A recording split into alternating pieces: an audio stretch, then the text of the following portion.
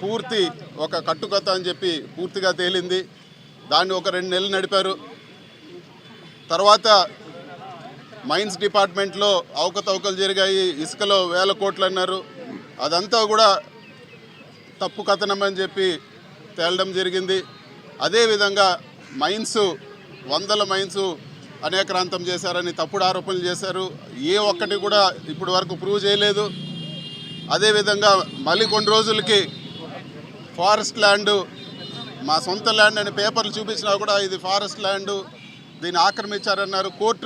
మేము కోర్టుకు పోతే మళ్ళీ అదంతా కూడా కరెక్ట్గానే ఉందని చెప్పి కోర్టుకు వాళ్ళు సబ్మిట్ చేయడం జరిగింది.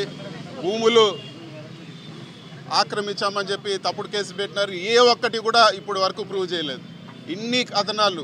ఇంకొకరు మాట్లాడారు ఎర్రచందనం చేస్తున్నారని చెప్పి ఓపెన్గా ఛాలెంజ్ చేసి ప్రూవ్ చేయమన్నా కూడా ఎవరు చేసిన పరిస్థితి లేదు. ఇప్పటి వరకు చూస్తే అన్ని ఆరోపణలు చేసి ఇప్పుడు చివరిగా లిక్కర్ స్కామ్ అని చెప్పి ఇంకొక ఆరోపణ చేస్తున్నారు. ఇన్ని ఆరోపణలు లాగిన ఇది కూడా ఒక పొలిటికల్ హరాస్మెంట్ కేసు మాత్రమే. ఒకటైతే వాస్తవము, ఇప్పుడు వరకు రాష్ట్రంలో ఉండే అన్ని ఏవేవైతే ఒక డ్రగ్స్ కేసు, ఒక హ్యూమన్ ట్రాఫికింగ్ తప్పితే అన్ని రకాల కేసులు ఇప్పటి వరకు పెట్టారు. ఒకటే నేను చెప్పదలుచుకున్నాను, కోర్టు పరిధిలో ఉంది కాబట్టి పూర్తి వివరాలు చెప్పలేను. ఇది పూర్తి తప్పుడు కేసు.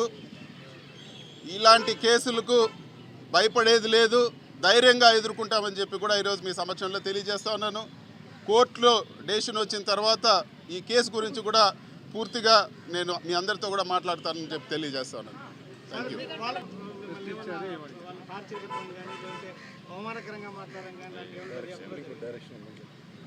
ఇది కోర్టు పరిధిలో ఉంది. ఈరోజు జరిగిన